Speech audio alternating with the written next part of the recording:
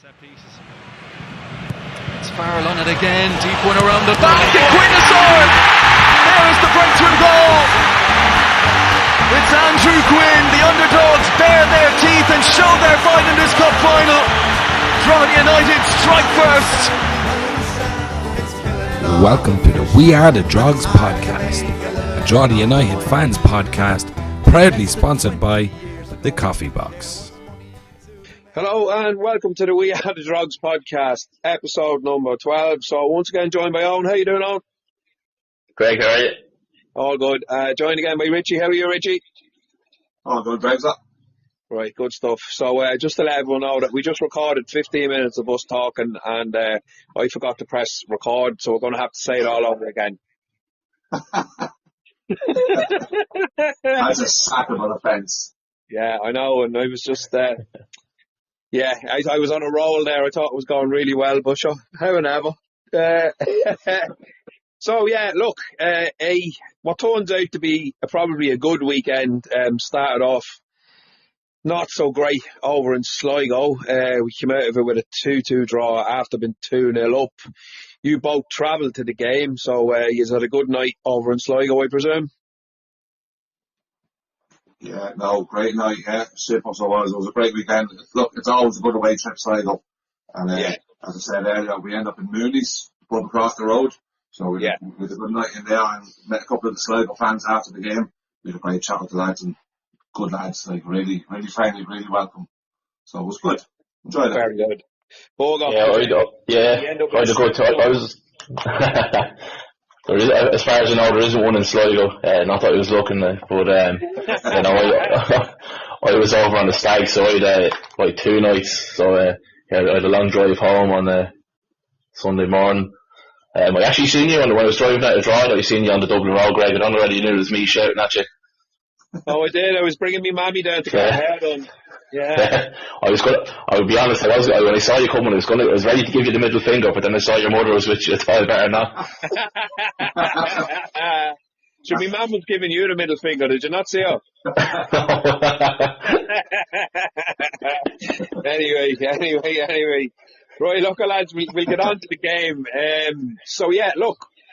Pretty much in control of that game as far as, in my opinion, and then a couple of absolute disaster kind of goals. We'll get into the nitty gritty of the game, but I was just, as we said earlier on when we weren't recording and we thought we were, about Paul Doyle coming off injured after like 3 minutes or so. It was a disaster for him, and apparently it's his other leg and it's the hamstring, but it's not the same injury that he's been out with. So it's absolute disaster for him, like. Yeah, no, it is. And look, as we said earlier, he's fairly upset about it. Like, it must be so frustrating for him, lads. Yeah, really is.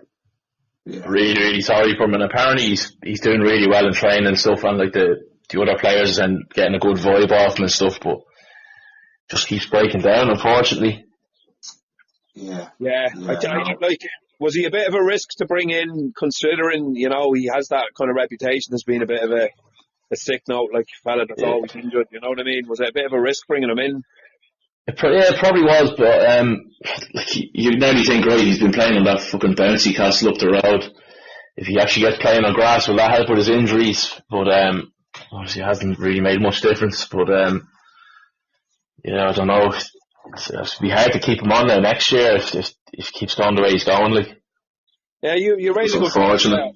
You raise a good point there, Bogo, because I did see 1 or 2 people commenting online saying, we play on grass all right, but we do train on Astro, and we have got a hell of a lot of fucking injuries. Yeah. It definitely has something to do with it, hasn't it? Yeah, but I think we do train in United Park, Sullivan Lamb Park. We do train there at least once a week as well. Yeah. So obviously ideally we should be always training on grass, but there probably is a little bit of something in it, just more niggling and stuff. Although most of our injuries, they're not coming from the training pitch or from when we get on actual grass. So. Yeah, no, fair point. Yeah.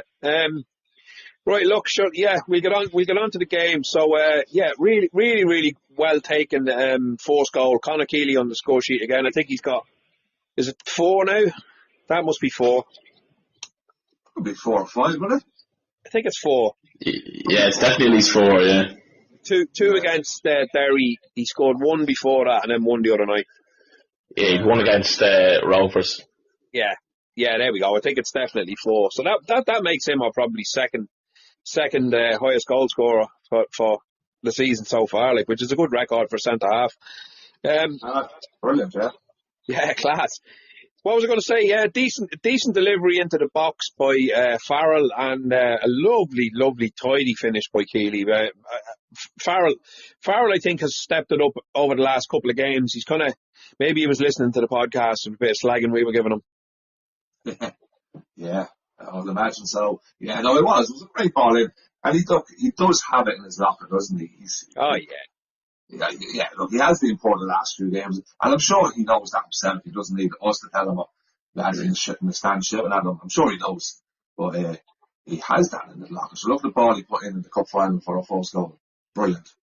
Yeah. So he definitely has it, and look, and you Keel in the box and Bulge on the few centre halves. They're such a threat. It looks like we could score from every set play, which is great to have. Definitely. Yeah, I think he's really stepped his game up the last 2-3 games. He probably knew himself. He had a couple of run of poor games. So, yeah, I thought he was really good Friday, and I think he was even better Monday. So the extra time gave him the man of the match on Monday. So, good to see him kind of pick up his form a bit. Yeah, no, 100%. I was very, very impressed with him again the other night on Monday. I thought he was brilliant, but we'll get to that in due course. But just to say, and you two wouldn't have heard this because you were at the game, but the commentator for Virgin Media was just absolutely brutal. I can't remember his name. He used to be on News Talk years ago, and now he kind of does full-time commentary for Virgin. But he obviously doesn't know the League of Ireland that well. And I was starting to question whether he actually knows the game of football that well, because some of the stuff he was saying was ridiculous. He kept saying about Shane Farrell just kind of like floating aimless balls into the box, and there was no talk going into our set pieces and all this kind of shit. And I was going, what the fuck is he talking about? And he said that, and then literally Farrell floated the ball right into the box, and we scored off it. And you hear Keith Andrews going, well, Drogheda don't need to complicate things, do they? Well, what's the point in that? You know what I mean? Rather than picking him up on what he'd said, he was just kind of saying, well, these things don't need to be complicated. I don't know what he was expecting from us. Like he commentates on Champions League or, European football. What was he looking for? Like, ridiculous comment to make. Yeah, and like definitely, I know with Drogheda now, it's one thing they do work on in training is a lot of set plays. There's no way he's just kicking that ball in there. No. Crack. No. They definitely work on it, and they know what to do. Now, as we said, it's up to Shane then to get the right delivery in, but as you said, he has been doing that the last couple of games. He floated it into the exact area of the pitch he wanted to. Bulger got up, got his head on it, and then Keely met it with a lovely finish. I mean, that's a brilliant goal. Brilliant, yeah, absolutely, yeah. What else do you want? I know, yeah, yeah. Brilliant. I just thought I'd mention it because it was a bizarre. He said it 2 or 3 times before we scored, and you could hear Keith Andrews kind of going like, "What is he on about?" Yeah. It can be frustrating, can't listen to some lads like that. I know, yeah, he was carrying. So we go 1 up, and then we kind of seen out the rest of that half. There was a couple of moments here and there. Sligo had a moment here and there. I've been listening to Sligo, people talking about Sligo's performance in the first half a couple of times. I listened to the RTE podcast now earlier on, and then the post-match commentary, and they were talking about there was no intensity to their game, and they just went, they weren't passing the ball quick enough, and it was just they were allowing Drogheda to get back into their shape all the time. So they just didn't really, they didn't offer a lot of threat in that first half going forward at all, really. I think Elding had one kind of half chance very early on. That he I think he ended up lashing it over the bar, but they didn't seem to offer much in that first half, Sligo. No, definitely not. And as I said already, I definitely think Drogheda was the better team, by far the better team. We started really well, and we just didn't let Sligo into the game at all. But, and you know what, I don't know, do you pick up on it, Owen? Like, the atmosphere below was shocking. was very flat, yeah, very flat. So flat. Like, I looked at me watch and it must have been 7:42. 2 or 3 minutes to kick off. There was nothing. It was dead, quiet. Only for the few drunk lads singing. Did no smoke bombs, no flares, no flags. A lot of empty seats, wasn't there, Owen? There was, yeah. I don't think the crowd was too. It's probably one of their worst crowds. Yeah, and there was actually a decent away support as well. I thought best I've seen up there in a long time. We've brought. Yeah, absolutely. But I thought it was so flat, and like that doesn't help. And I got talking to Conor Hurry at half time, and we were on about when Drogheda was struggling last year, the crowd still showed up. The atmosphere was still there, you know. And I think that's what Sligo need. Like, I think our fans are actually letting them there at the minute. Yeah, right. It's a good point. You could notice it from the TV coverage. To be honest, you could see quite a lot of empty spaces, and there was zero atmosphere. All you could hear was the Drogheda fans singing, and I know that the mics were probably quite close to the Drogheda fans, because I think sometimes Virgin Media, they did it to us down in Cork. They put the mics towards the noisier fans kind of thing. Okay. Yeah, it's a weird one, because down in Cork, when Drogheda were down in Cork, the only time you could really hear the Drogheda fans was after we scored. And yeah, strange one, but you could definitely tell the other night that the atmosphere wasn't great, and it's just a bit. There's a bit of a doubt. There was a bit of a doubt. There seems to be a bit of an upsurge, but there was definitely a downer surrounding Sligo. They're down there at the bottom and they're struggling, and you know what I mean. But like as you said, it's now that the supporters have to come out in their droves and drive them on, because we've seen what they're capable of the other night. Oh, absolutely. As I said, look, Drogheda went through it last year. We all know what happened last year. But it was always a full house in Drogheda last year. It was never empty seats. There was never no atmosphere. Yeah. Like, we always showed up for them, and like, we got them over the line at the end. So, as I said, I definitely think Sligo fans are letting them down at the moment.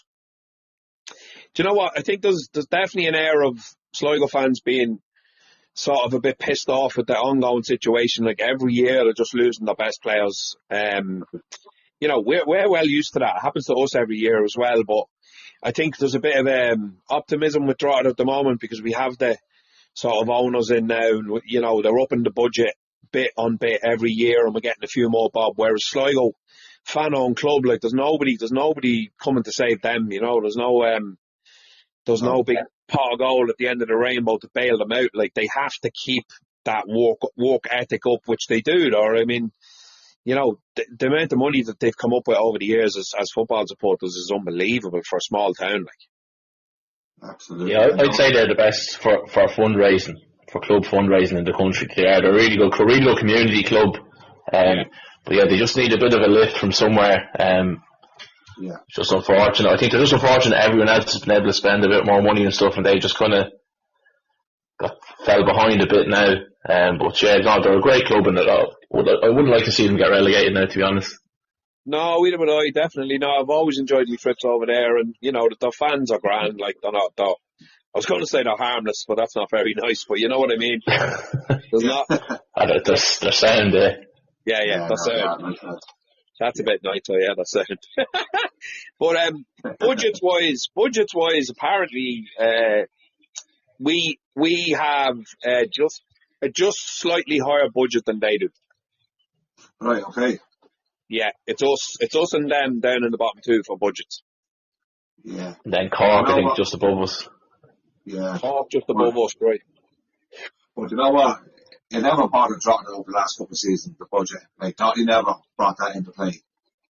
He never let that be a factor. True. You know, we just, look, that's our budget, and that's what it is. Let's just get on with it. And we have, you know. But it's tough. No, it is tough, and I think it's going to be, you know, it's going to be tough for them going forward if they manage to stay up. And like, it's not going to get any easier being in that league without, as I said, without somebody with money there to kind of pump it into your football club. They're going to have to continue this kind of fundraising drive, and obviously they have the plans for the new stadium and all that. So look, best of luck to them. We'll get back to the game. So second goal was a really well worked goal, class ball in from Warren Davis for Thomas Alua to get on the end of it. It was great to see him on the score sheet. Yeah, absolutely. Yeah, he took his goal well, I thought, and it was a nice little dink over the keeper. Nice to see him, yeah, because he's been putting the effort and he's been playing well, just not getting the amount of goals, and I suppose we probably give him an assist for the penalty on Monday as well. Yeah, no. Yeah, probably. We'll get to that. Yeah, and you know what? It was great because the other night he was like, just give us that second goal and we'd have that bit of a cushion. But we got it, and then we just seemed to stop playing. I don't know what went wrong. We did just sit back and I think we avoided pressure on, and to be fair, it was mainly Fitzgerald for Sligo was pushing on. He was getting a lot of bit of joy on the left wing, because a lot of the problems came from. Two goals came from him. Yeah, I think he's always had a good game against us. Yeah, no, he's a good player. Look, the elephant in the room the other night, and I know there was a bit of talk about it online and that as well, and I have to say, I maybe I overreacted, but I was absolutely fuming about the fact that Elisha Uwe pulled up with an injury and stayed on the pitch for 10 minutes, limping around the place. Like, he looked crocked. He looked like there's no way he was going to continue that game. And that's exactly where Fitzgerald got his joy. He was going down that side straight past Elisha, because Elisha pulled up and just held his leg. And that's where the first goal came from. Yeah. And I know Dotley came out then saying that he wasn't injured, didn't he? But it was clear he was. He took like a knock to the knee or something. Obviously he wasn't too serious because he was on the bench then Monday, but I'd say Elisha probably just didn't want to come off in his first start back, like, for a bit of a knock, so he probably tried to play through it a bit. Yeah, look, right, that's fair enough, and I understand that, and you do see players saying, look, give me 5 or 10 minutes to run this off. But it was, like, Stevie Wonder could have seen that there's no way he was running that off. He couldn't move properly. No. And I wonder why Dotley came out and said that. Was that just stopping him sort of fighting his corner, was it? Could be just defend them, yeah, you don't know, like, it wouldn't be like he had to slate the players publicly anyway, so. No, well, he did it after the game. It was obvious to see. He did as a collective, yeah, but not as they're calling out an individual player for. Yeah, all right, well, that's fair enough. But look, I have to say, and I mean, Ryan Brennan was on the pitch at that stage, and I mean, Ryan should have, maybe went over to him and said, "You're Crocs, you need to go. Just go down. Just sit on the pitch and go down." Because he just. Maybe you couldn't see it as well as you could with the TV camera, but he literally couldn't run. He couldn't move. He was totally immobile. He wasn't getting around the pitch at all, Yeah, and it was only when I was looking back at the highlights then you could see it. I think it was the first goal. You could see him when he stopped. He couldn't run after him. No, he didn't have a stride when he was running around, and just kind of gingerly, I think's the word you're looking for. Yeah.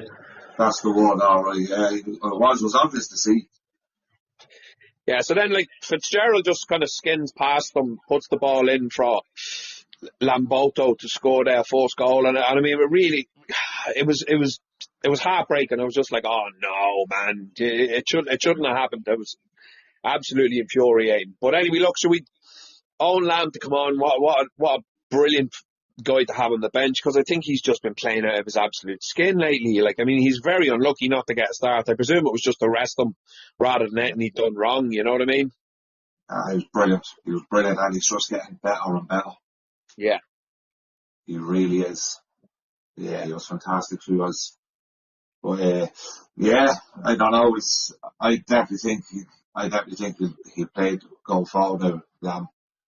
I don't think Elise will get back in there. Not at the minute, no, definitely not. No, I think did Lamb get man the match last night? Yeah, he did. Yeah, he got the integral one, yeah, and then Shane Farrell got the extra time.e one, yeah. Yeah, so fantastic there. And the second goal, oh my God.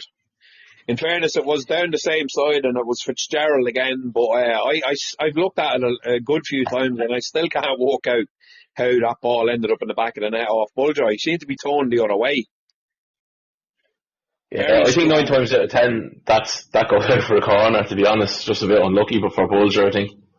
Did it come off the inside of his heel or the inside of his foot or something? It was really strange looking. Yeah, it was weird, alright. Yeah, well, was like he couldn't move his feet, wasn't he? He sits on a stump, you know. Yeah, disaster. Yeah, look, so that makes the game. Excuse me, that makes the game 2-2.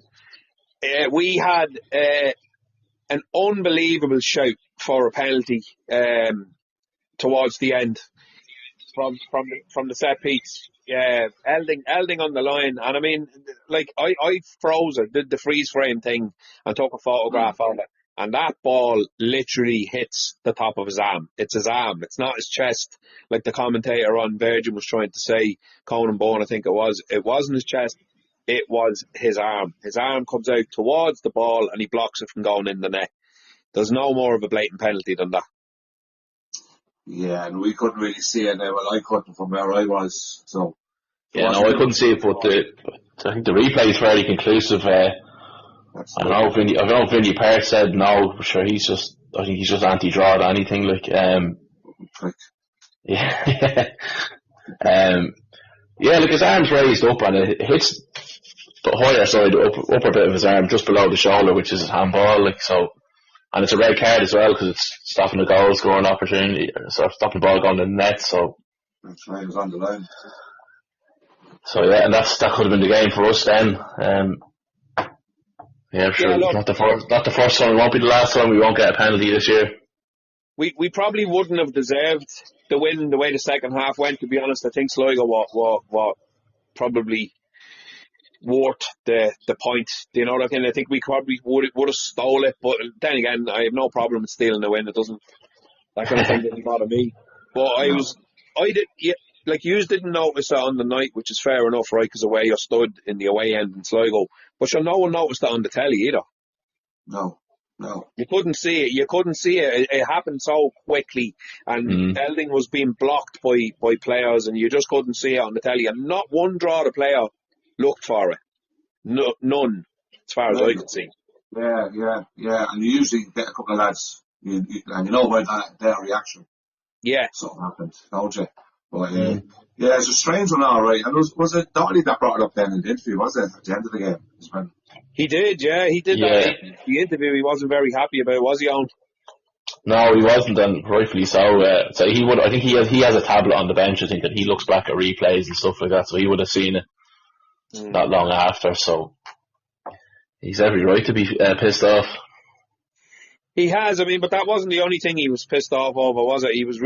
He just seemed to be really pissed off at the defending. He had a bit of a bollock of the players, like, during that interview, which is not like him. No, and you know what? I think he absolutely fucking destroyed them in the dressing room after it. I heard he went to town on them. Right. Yeah, I heard that last night now at the game. He absolutely destroyed them. I'm sure they know this themselves as well, like they know it's poor. Yeah, but I don't know what's going wrong, lads. Is it the players sitting themselves back? Is Donny telling them to go back that far?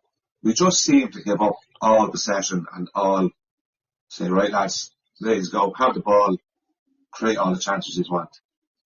It's happened the last couple of games, hasn't it?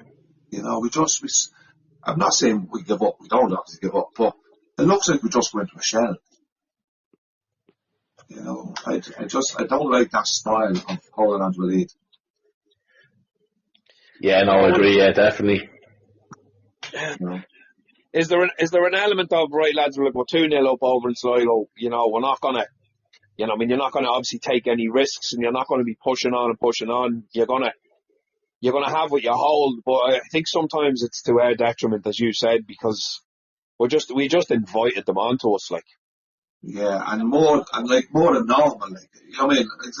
We always say we know what way we set up, and that's fine, but we just seem to go right back, and then don't even defend properly when we are doing it. Miss kicking the ball in the wrong spaces. Like Quinn's been poor the last couple of games. Yeah, I agree. You know, Quinn has been poor, a couple of mistakes, and it's not like him. No, because I think up to that he's been very, very good. Oh, he's brilliant. Yeah, and I don't like criticising players because they have been brilliant, but you could see it even in Dottie. Dottie was fuming with them. He's really fuming with them. Is it just like at this level of football, all players are going to have a couple of games where they're poor. They're not going to go through the season performing out of their skin.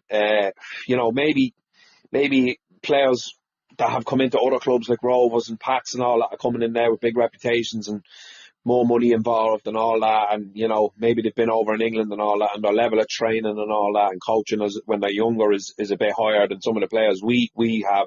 We know they're great players, but it's a level of consistency that is the difference between top players in the world and then players that play in the lower leagues. They're brilliant players, but they just don't play at that kind of consistent level every week and perform at that level every week. That's what makes a really, really, really outstanding player. Yeah, that's it. Especially now in this league, like the level has gone really high. You are going to get punished for any mistake. You do get punished, No, you do, and we will. We are punished. Yeah. Now, in saying that, I think Rovers had the force win in 4, wasn't it, last night? Would that be right? I think they haven't won in 4 or something. Yeah, that sounds right. And even that, Sligo actually caused them, had created a few chances for themselves as well, so they could have nicked something out of it. Yeah, so, it just shows you how tight things are. Michelle's on a bad run as well. So it's not only us, It's like I never think we're on a bit of a slump at the minute. Hopefully last night will change all that. But I think slump's a bit of a strong word, to be honest. If we were losing 3 or 4 in a row, I'd say slump, but not. Yeah, probably. Yeah, you know what I mean. Though I think we're going through a moment there, and it's not just one game; it's been the last 4 games. Yeah. We were leading against Galway and we lost. We seemed to throw away leads very easily when we weren't doing that at the start of the season. When you think about it, there was this kind of bounce back factor. Like we were fairly poor against Shelbourne at home. We got a 2-0 draw, which this time last year we weren't getting out of that game, so we were delighted with that. We went to Galway and we played really, really well, apart from just 6 minutes of absolute madness. And then next game you go to Sligo. Again, we're 2-0 up and we just give away 2 really, really soft goals. Probably should have got a penalty at the end to take the 3 points, but we took 1 point, and then we go and win against Cork, as we'll talk about shortly. Regardless of how we done it, we got the 3 points. So I think slump might be a little bit of a strong word, but I do understand what you mean, because we were winning games, previous to that, and we're not winning as many games there, but we're not losing them, which is, I suppose, that's what, if you want to win something, that's what you have to do. When you're not playing at your best, you could still come out of there with something. You don't lose the game. You know what I mean? Yeah. Oh, absolutely, yeah. And I suppose last season, we probably were losing them, but our expectations are a lot higher than that at the minute. That's what happens when you're up to, some people's expectations are, people still need to get a bit of a reality check as well. We've started really well, but I still think, if someone told me you finish the season in 8th, 7th, 8th position, I'd take that now, to be honest. Absolutely, all day long. Come here. Somebody said to me last week, we're probably the only team sitting at the top of the table looking to avoid relegation. Yeah.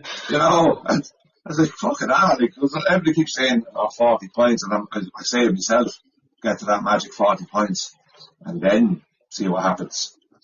I think the Bows finished last year on 42 points. Just ahead of us. Yeah, something like that. Yeah, it is. Look, probably some's probably the wrong word, but I definitely think we're a little bit down at the moment, obviously, but confidence is a bit low as well. Yeah, I mean, again, I don't think we've been playing as well in certain games as because there was games before that we were under a lot of pressure and we were just defending. Conor Keeley was unbelievable. Bulger was playing really well. Quinn was playing well. That back three, and we just looked really resolute, I suppose, when we were under pressure. And then we go to Sligo, and we're supposed to be, we're top of the league going over to the bottom of the league. Everyone's expecting us to go there and roll them over. And we knew it wasn't going to be like that. And the players knew that too. But I think there is some people out there in of internet land who are a bit off their heads, you know what I mean? Calling for the manager's head and, stupid shit like that, but we won't get into that one either. But, people making mental comments on Facebook discussions and stuff. I was just like, lads, are you absolutely for real? We're top of the league. We're actually top of the league here for a team that were in the playoff last season. It's miraculous, you know what I mean? And I know... sorry, go on, Richie. Yeah, and we only lost 2 games. Yeah. That's amazing. I know, it's unbelievable. We never thought that at the start of the season. No. Only lost 2 games up to now. Brilliant. Yeah. Look, I just see the stat there. I sent it to you earlier. It was Christopher Miles. He's part of the club's media team. He put up, so in 2004, we had 7 wins, 13 draws, 16 losses, and so far this year we're 6 wins, 6 draws, 2 defeats. So we're 1 win away from equaling our total wins for last season already. Yeah, wow, that's brilliant, isn't it? That's unbelievable when you think about it like that. Yeah. What did you make of Doherty sort of giving the team a bit of a dressing down in public? Like, do you think that's a good thing? I don't know if doing it public is a good thing. It looks like you lose control of it, but it's just never a good look, is it? I don't know. I don't think it's that bad, to be honest. Like, he didn't go out and name someone specific. It was every one of them. Right. So I don't think it's too bad, really, to be honest. If you'd have named out one player in particular, I'd say, yeah, that's harsh. Like, I'm sure you'd go with them in the dressing room individually and stuff, and like, the lads know themselves they're conceding poor goals. It's up to them just to step up and cut it out. Yeah. Yeah, I mean, as I said, I listened to the RTE lads talking earlier on, Richie Towles on it, and like, surprisingly enough, he's actually a fairly good interview on that. Like, he's an interesting fella, and he's a lot of experience in the game, but according to him, he says, he said, I can understand how annoyed Kev was, but he needs to be careful there, kind of doing that in public. You might end up kind of ruffling a few feathers in the dressing room, and that's coming from him, so... but look, I don't imagine Kevin's going to lose that dressing room. I think they're really tight and Dara and stuff, I think he said similar stuff before as well, like, and I don't think what he said was totally out of line, really, like. No, I think he said a lot of similar things last year, Owen. I think that they'd right. But in them situations, we were rooted to the bottom of the table and we were atrocious. Yeah, now, in fairness to him, he is very passionate, isn't he? He still plays with his heart on his sleeve. He kicks every ball. He definitely does. I'd love to put a half marathon on him and see what his heart rate is during the game. He's just, and probably break it. As soon as that whistle blows, he's on it, and he's kicking every ball and he's arguing every case, and he's very passionate, and he's probably not going to change. He's always going to coach that way, and he brings it into his interviews then after the game as well. Yeah. That's just the character he is. And look, as Owen said, as long as he doesn't start naming players individually, I think they're not in trouble. Yeah, I don't think he'll do it. I don't think that's his style either. Like Duffer might do it, but she's all about fucking the media and all that. Yeah. He's invented some spat now with Stephen Bradley, but them not shaking hands and shit, like I know. Just trying to be a mini Mourinho, but yeah. You know what, Owen? Just on that, we said the mini Mourinho. That's exactly what Mourinho did at Chelsea. When Chelsea were playing bad, Mourinho took all the limelight and put it on him. And take a bit of Shells are actually playing terrible. They're shocking. But nobody's talking about Shell one players at the minute on the team. It's all about him, It's good deflection. And you wonder did he pick that up off Mourinho when he was at Chelsea. Yeah, fair enough. What, are Shells now 5 without a win or something? Something like that. Something like that, yeah. I think they are. Yeah, no, they've been doing really, really poor. So look, we'll kind of move off the Sligo game shortly, but another real positive was seeing Dougie back on the pitch. Brilliant, wasn't it? Brilliant. Yeah, he looks super fit. He does. Yeah, he looks sharp for someone who's been out for so long. I know you got out shift on yesterday as well, so yeah, encouraging to see him back. Yeah, a few nice touches here and there, and probably wasn't overly involved. Didn't get many opportunities on Friday, but he did a couple more on Monday that we'll get to shortly. So Monday, Cork City at home, and what I was just about to say, a 2-2 draw, which was nearly a 2-2 draw, but we kind of we rescued it in the 94th minute? Oh, probably 95. Yeah. I'd say. The foul was in the 94th, yeah, because I was clock watching at that stage. Yeah, No, what to say about that? Yeah, I tell you something. It's certainly not being born, being a Drogheda fan. No. My God, we live every emotion. Yeah. I actually thought we started the game quite well, and we had a couple of good chances before Cork scored. Like Cooper had one, he just fell to him and it just went over the bar. Yeah. And there was another chance as well that was decent. I can't remember who it was now. But then they kind of scored just out of nothing. It was a good finish. He ran fairly blasted. Like keeper had no chance. Yeah, but it was frustrating, wasn't it? It was their first chance. It was the first time in the box. Yeah, they took all chances for the whole game. Like. Yeah. I just thought Drogheda there, and I said they were second to every ball, and they didn't even win the second ball or the third ball. Cork seemed to were winning everything in the first half. I just thought we just went on it at all in the first half. The heads probably dropped a little bit, but I think gradually we got back into it later on in the second half, or first half, sorry. After Shane Farrell's free kick and all, but since that, so the last 5 minutes of the first half and the rest of the game, we were kind of the better team, and again, they got another, it was a bit fucking lucky, poor defending from us, but man bundled the ball into the goal, Daniels for a second. But we were far the better team in the second half. And I was texting a Cork fan last night, and he said the same. Like, he said we deserve to win. Like, so. Yeah, look, not to be picking on individuals here, but Quinn for their second goal was a fault for that again for me. He was, yeah. I think it was Sullivan. Sullivan was running at him.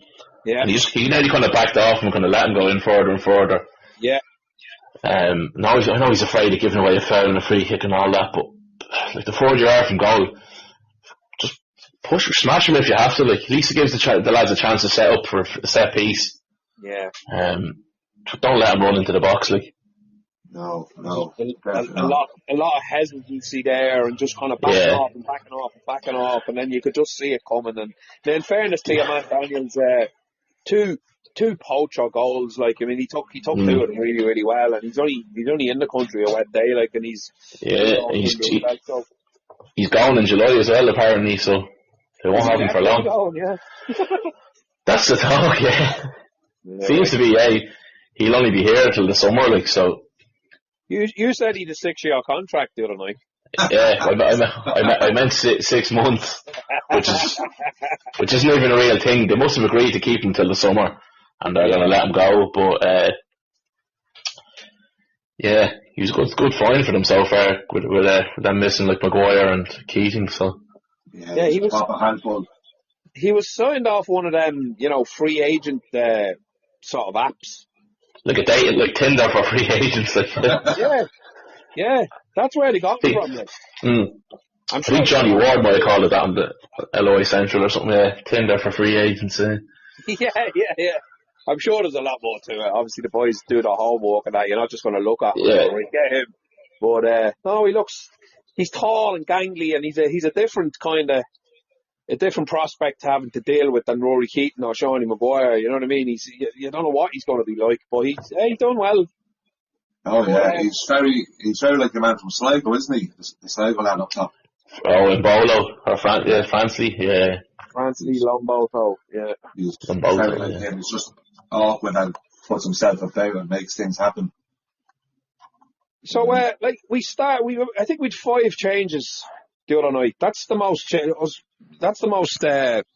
changes I remember Kevin making. from Friday to Monday. A whole, like, you know what I mean? It's their spiny squad. Five different players in, like, on the Monday. Yeah. One of them being the goalkeeper, because apparently he showed up and he couldn't sit still. Is he toothache that bad, Dennison? Yeah, I heard that. Yeah, he was in bits apparently. That was very unfortunate, isn't it? Yeah. But at least with that, he's not going to be out for long. Yeah, It shouldn't be anyway. Yeah, exactly. Yeah. Yeah. I know you said he made a lot of changes, but we have been saying that he has to start doing that, doesn't he? He has to start trusting the lads. Agreed. He has to start doing it.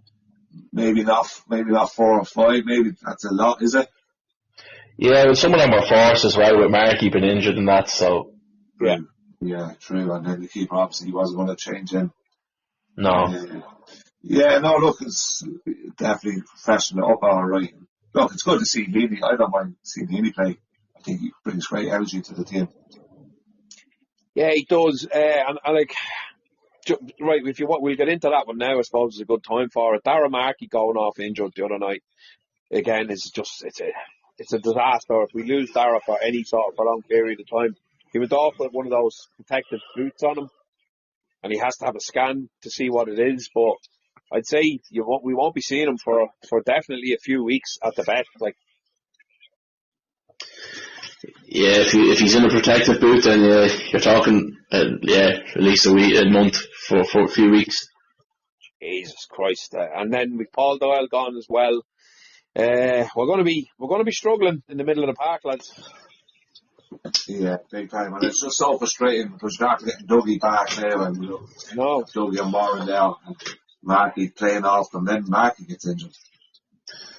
Yeah, he might have to move Bulger. Like, Bulger plays midfield before, so he might have to play him there. Now, he hasn't played it for us, but his normal position is midfielder, so he might have to slot in there, play Sharon Farrell up further in the Markey role.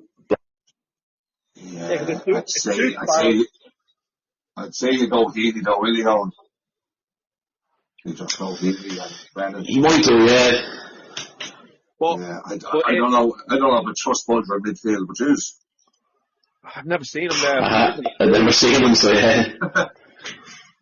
No, I'm just thinking, like, Shane Farrell is on the verge of getting a suspension if he gets another card. So what happens if either Heaney, Ryan or Farrell isn't available? We're going to have to resort to bringing in somebody. Is that Bulger? Because he used to be a midfielder before he came to us. I've never seen him play in the midfield. I haven't a clue what he's like there. But we're going to have to do something. Or he could play Alicia. I know he played Alicia there before, hasn't he? He has. Yeah, that's the options to minute on that until we can strengthen in the window. That's. Yeah, and you can see it's starting to get a bit stretched now, as well, with the few suspensions will start kicking in and a few injuries. Is that the priority in the window, in your opinion? Is somebody like centre mids? I think so. Yeah, at the minute I think so. Yeah. Definitely looking that way. Can you see us bringing in 2 or 3 during that window, or that'd be a bit much? I'd say maybe 1 or 2. Just with it, like you'd imagine, Doyle's going to be out for medium to long term. Yeah. So you do need that extra cover. I don't know how long Darragh's going to be out for. Who knows? He could be back before the window starts, so hopefully he is anyway. Yeah, I'm sure they're looking at all options anyway. Yeah, ideally you would like now cover for Ryan and cover for Markey, wouldn't you? If you could bring in 2 players similar to them. Yeah. That's going to sit in midfield and then an attacking player. Ideally, you'd be great. You'd be blessed to be bringing in any player similar to Markey. You know what I mean? He's top class. Like, he'd be a massive loss. But I hear you. Yeah, somebody more of an attacking role in the team. Clark, I suppose I'd love bringing James Clark. Yeah. Well, I know if we use our Walsall connections, there's a lad that he's been linked with us before, Ronan Maher. I think he's an attacking midfielder. Okay. We've been linked to him before, so he could be an option. Is he Irish? Yeah, he's Irish parents anyway. He's Irish under 19 cap or something. All right. Okay, I've never heard of him. Yeah, he's gone on loan out to non-league and stuff, and he was linked to us before. Right. Okay. It's just a name we throw out there. Bit of a Nostradamus vibe going on again here, Bogo.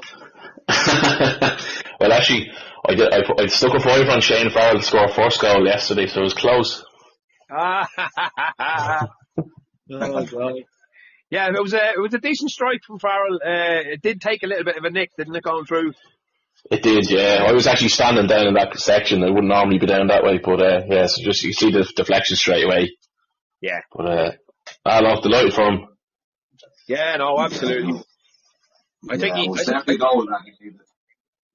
Yeah, no, I think definitely him playing in more in that forward role is just, you know what I mean. That's what he wants to do. Yeah, right. You know, there's a bit more invention there when he can just got to get about the place and all that. And his set pieces and his deliveries and all that have improved over the last few weeks. So, you know, long may it continue for him. Second draw of the goal was really, really good. Really well worked. It was brilliant. Yeah, I was even said that about that winning that second ball and winning your battles. Like, Heaney won, like, there was a big scrap in the midfield, wasn't it, for the ball? Yeah. I think Heaney came out with it and won it, was bouncing around, and he just got it out to Lamb, I think, and then it just, the two boys took off that side. It was good link-up play with Farrell and Lamb, yeah. And a great ball across for Warren just to bury it. Yeah, it was a great goal. It was a really good goal. Lovely touch. Lovely touch. And yeah, look, you know, when they go back up the other end then and score, you're just going, oh no, here we go again. It'll be the third week in a row that we've conceded 2 poor goals, and we're going to come out of here with a point, and it's just going to be a negative. There's going to be a real bad buzz around the place, and then all of a sudden, with Thomas Alua gets absolutely clattered by your man. There was no doubts in anyone's mind that that's a penalty. Like, no. Oh yeah, Stonewall. Yeah, it's great. Alua just got the touch on the ball to take it away from the keeper, and he just ploughed him out of it then, basically. Yeah. And there was a serious amount of tension in that ground, wasn't there, before it? Because it took ages for the bloody penalty. Yeah, we were just remembering the Rovers game. Yes, that's exactly right. And you know what? There was nobody celebrating. There was nobody jumping. Like, I know you jump, but there was nobody saying yes, great. I think everybody was nervous. You could feel it. Yeah, definitely. Did you? No, it was. But, did you see Shane Farrell? No. He just turned his back and walked away and walked halfway up the pitch. I said he's going for chips, lads. He's away. He's not having anything to do with this whatsoever. It was great. He just kept on walking and kept on walking. We were like, good man, Shane, you just get as far away from this ball as you possibly can, you know. But yeah. Well, now, in fairness, now the Rovers game, both Dougie and Brian was off the pitch. Yeah. Yeah, I was texting Ryan as well the other night again, and saying, look, he said, had to be done. Like, I said, fair play to stepping up. He goes, look, somebody has to do it. It was a captain role, wasn't it? Ah, brilliant. Yeah, it wouldn't phase him. I don't know if you've seen the clip Barry Landy put up, but basically Ryan done this exact same thing 2 years ago against Cork. Yeah. A late penalty, yeah. Class. Yeah, and I know I was a typical Brennan, because the boys, like, all the lads are the same. It doesn't bother them. It doesn't faze them. Always calm, yeah, really calm. Yeah, Killian was the same, Gavin and Sean, no bother to them lads. You just, no problem. It was great. It's a real skill in itself, that, isn't it? You know what I mean? Just, balls. You just have the balls. Yeah. Just step up there and go, yeah, I'll do it. No bother. Let me do it. Brilliant. Celebrations were unbelievable at the end. Yeah, brilliant. Yeah, it was class. It felt like a cup game at the end. Little mini pitch invasion, and just the relief. There was a just massive sense of relief around the place. Finally a bit of bloody luck is going our way because we haven't had it in a month or so. But yeah, no, it was amazing. Oh, wow, it was brilliant. And it was just after the game, I met Brian Keeley, came running down, and he had a big hug, and he grabbed his wee leg. It's we won the cup final, but it was just that relief, wasn't it? We were all the same. It was brilliant. Yeah, badly needed 3 points. So right, we'll turn our attention to Friday night with a really handy, easy game in Tala against shitty Rovers. So God knows who's going to line up. We have no idea who's in, who's out. You know what I mean? It's going to be a bit of a cobbled together 11 and a bit of a cobbled together bench. But, you know, we'll be hoping for the best. Go there and stay really well organised, have our shape, and just not concede another shit goal. Because if we kind of lose focus and lose our attention the way we've done over the last few weeks, we'll get a spanking. Yeah, no, definitely. And I think last night's result plays a big part in it as well, because like we only drew last night, and that was 2 points over the weekend. So you have 2 points, and then you're going to Rovers. You know, like I'm not saying it's a free shot next Friday, but having the 4 points now over the weekend is massive. So, yeah, I agree. Yeah, definitely. You know, takes a bit of the pressure off. It does take a bit of pressure off, because imagine just having 2 points over them 2 games, and all of a sudden they've got a Tala.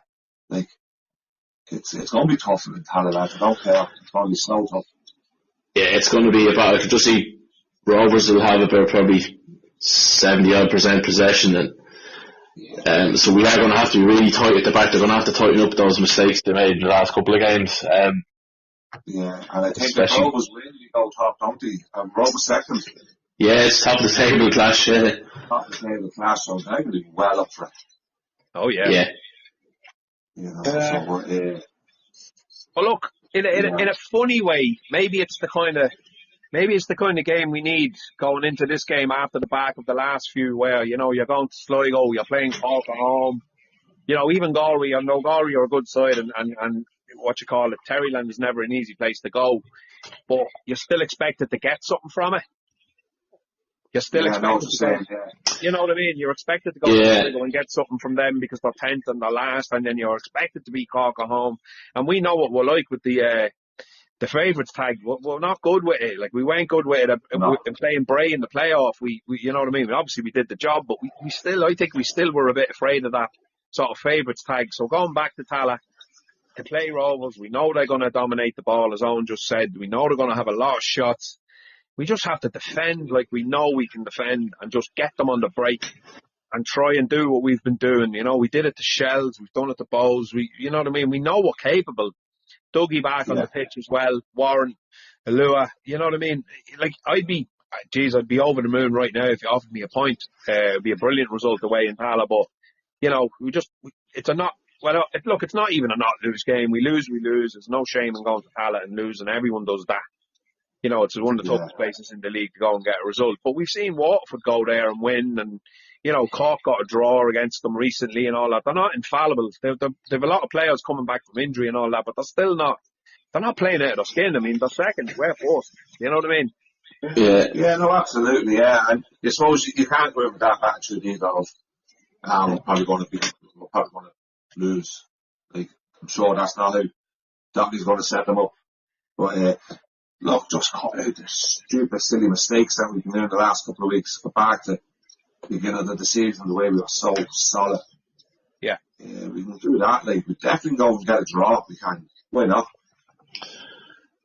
Yeah, I wouldn't rule it out. Like, the Rovers, they haven't been defensively, haven't been great. Like, we'll get a chance or two against them. Like, and we could catch them on the counter fairly easily as well. So. But yeah, no, I think I'd be delighted as well if we got a point.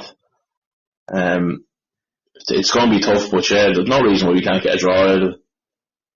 Yeah, look, no, just to say, I mean, stating the obvious, but it's all about the defensive display. I mean, if we get them on the break, we will get a chance or two. There's no doubt about that. We are creating chances in every single game. You know, we've goal scorers all across the pitch. Centre halves scoring goals, you know, centre forward scoring goals, midfielders, Darragh won't be there, but, you know, so it's just about being as absolutely rock solid and keeping our shape and being as tight as we possibly can for as long as we can. and nicking something then, that kind of way. Look, that's, again, stating the obvious, but we'll get the old predictions. Bogo, you can have the honour of going first, as usual. I'll go for a 0-0. You go for a 0-0. All right, Richie? Yeah, look, as you just said, I think if everybody playing 8, 9 out of 10, everybody has to be on it. There's no reason why we can't get a 1-1. Right, I'm gonna go for a 1-0 draw. And I think that it'll be a similar game to a couple of years ago with Freddie Draper, that big ball over the top for Warren Davis to run in and, or close the keeper down, or it'll be one of them. It'll be one of them kind of goals. But and then we'll hang on for dear life, and Rovers will have 97% possession. And I wouldn't give a shit if I was on my way home having a beer on the bus after winning that game 1-0 with no possession. It wouldn't bother me whatsoever. Yeah, no, absolutely. We'd be all happy. And you know what? There'll be a good crowd from Drogheda and Tala. We always bring a good crowd to Tala. Yeah, definitely. Are you going down, Richie? Oh, yeah, we'll be there. Are you driving down? Or? We're going to drive, yeah, we're going to drive. Yeah. Right, we're getting the bus on, yeah? Yeah. Right, happy days. So lads, I think we leave it there, and we shall talk to you again on Monday after the trip to Tala, so we'll see how we get on. So talk to you soon, lads. See you in Tala, lads. See you, lads. Good luck. Cheers now. God bless. And the water gets dirty all the time. Pollution, it's killing all the fish, and it's hard to make a living on the point. Less than 20 years ago, there was money to be